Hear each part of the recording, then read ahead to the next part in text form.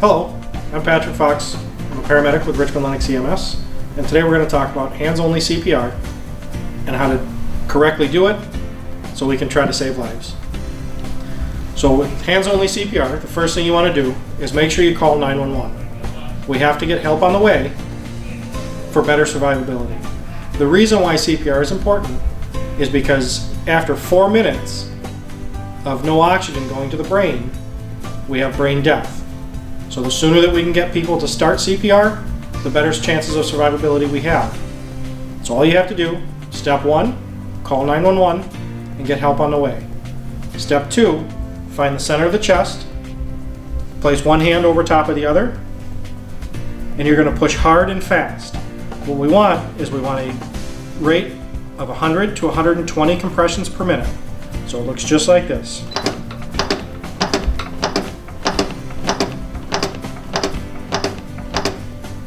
While you're doing your compressions, keep going. Don't stop until professional rescuers arrive or another trained professional shows up to help you.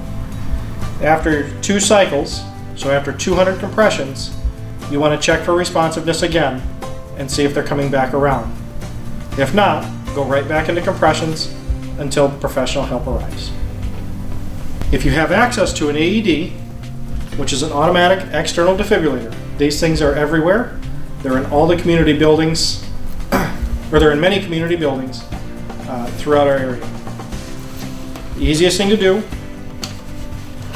open it up, and as long as you can follow pictures and prompts, you too can use these. So the first thing we want to do is turn it on. Once we have it on, it's going to talk us through all the steps we need. Now, remove all clothing from patient's chest. Take the pads,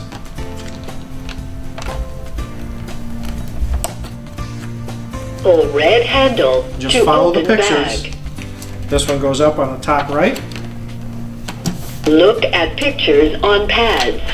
and this one goes Peel up one the bottom pad left. off blue plastic.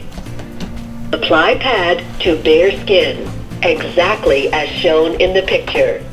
Do not touch patient. All you have to do is listen to the prompts now, and Evaluating it'll tell you heart exactly rhythm. what you want to do. Stand by. Preparing to shock. Once it says that, we want to make sure nobody's touching the patient. Everyone clear. Press flashing button. Everybody's clear. Shock delivered. Provide chest compression. And then it goes right back into chest compressions without delay. So we go right back into it.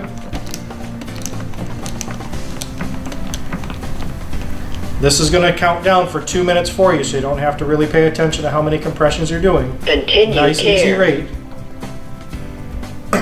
At the end of the 2 minutes, this will tell you to reassess, and it's going to reanalyze the heart rhythm and see if it can shock again.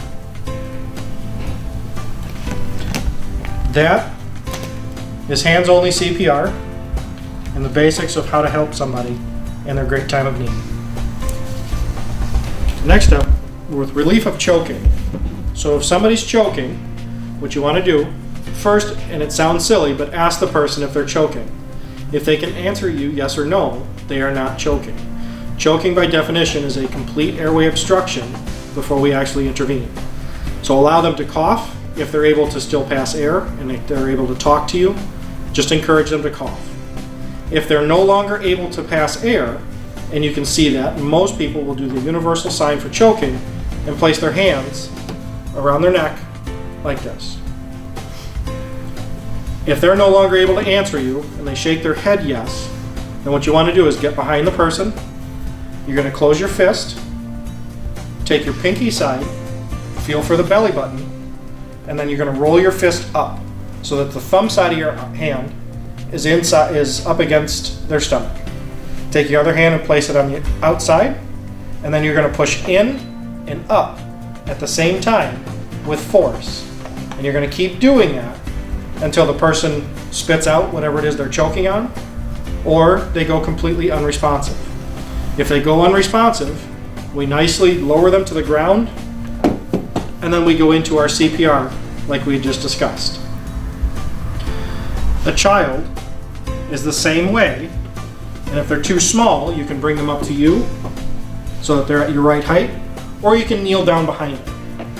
But do the same thing, find their belly button, roll your fist up, it'll put it right between the bottom of the chest and the belly button, and push in and up until the object is removed.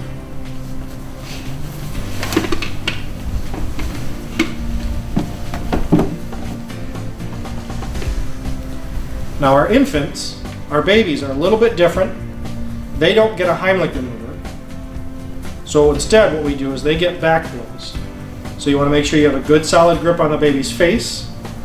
Place them over top of your arm. Tilt them upside down and give 5 back blows right between the shoulder blades. So it's 1, 2, 3, 4, 5. We immediately flip them over, keeping mindful of their head. And we're going to give 5 chest compressions. 1, 2, 3, 4, 5. You look in the baby's mouth. If you can see the object and you can reach it, you can reach in and pull it out. If you do not see it or cannot reach it, turn them back over and do the 5 back blows again. We want to keep doing this until the object is expelled or the baby goes completely unresponsive. If you're interested in learning more about CPR or a certifying class, please call us here at the station, again at 586-727-2184, and we'll be happy to put a class together. If you have a larger group and are interested, we can set something up individually for larger groups to get them certified. Another important step is some basic first aid, stop the bleeding. So if you come across somebody that has significant bleeding from a limb, you can do one of 2 things. First, if it's not uncontrollable, take a 5x9 dressing, open it up, place it right over top of the wound. Once we have it over top, you take your roller gauze that's inside those stop the bleed kits, or in most first aid kits, and just wrap it up nice and tight all the way up. A good idea is if the patient is still talking and they're still able to move around, have them help you.